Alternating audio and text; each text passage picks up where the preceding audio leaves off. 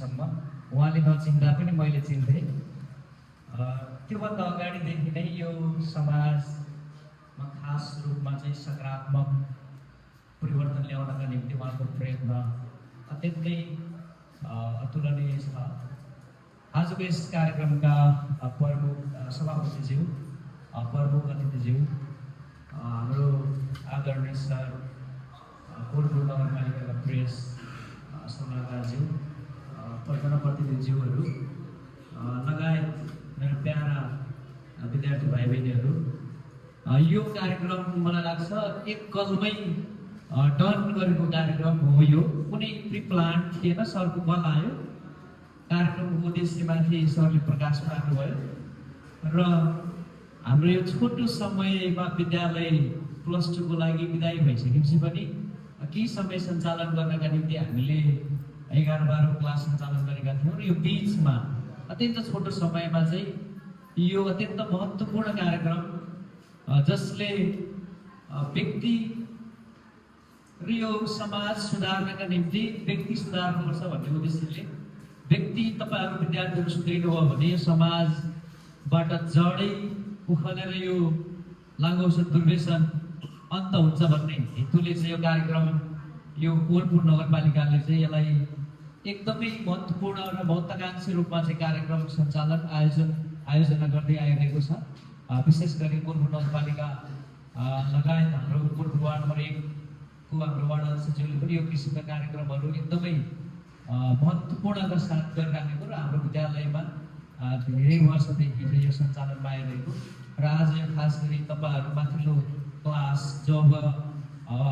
Secondary graduation गर्ने तर्फमा हुनुहुन्छ, मलाई लाग्छ आज सिकेको यो कुराहरू, कानुनी कुराहरू,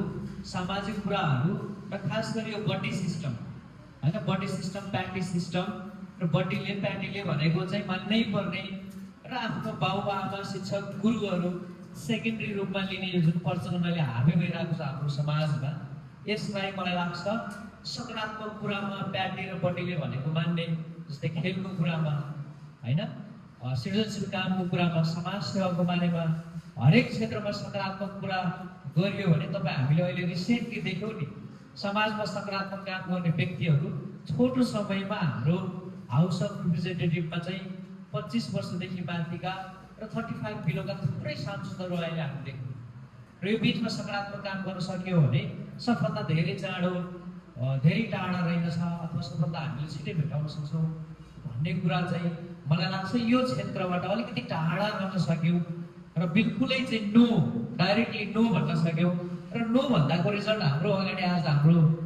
प्रमुख अतिथि चाहिँ यही हुनुहुन्छ। यदि उहाँले यस भनेको भए हामीले चाहिँ उहाँलाई एउटा नेपाल सरकारको अधिकृतको रूपमा चाहिँ हामीले देख्न सक्दैनथ्यौँ र उहाँको अनुभव आज सुन्न पाउँदैनथ्यौँ होइन। उहाँको सपना, उहाँको मेहनत, परिवारको चाहिँ यो लागु औषध दुर्व्यसन विरुद्ध सचेतनामूलक कार्यक्रम आएर प्रभावकारी ढङ्गबाट सञ्चालन र ज्ञान शिक्षा प्रदान गर्नुभएकोमा सम्पूर्ण अतिथिगण लगायत हाम्रो सरलाई चाहिँ हृदयदेखि आभार व्यक्त गर्दै बिदा हुन्छु। हस्, धन्यवाद। धेरै धेरै धन्यवाद ब्राडल्यान्ड कलेजका प्रमुख गिरिराज रमन खड्काज्यूप्रति हामी अत्यन्तै आभारी छौँ। सरप्रति, सरको संस्थाप्रति हामी अत्यन्तै आभार प्रकट गर्दै अब हामी कार्यक्रमको अन्तमा छौँ।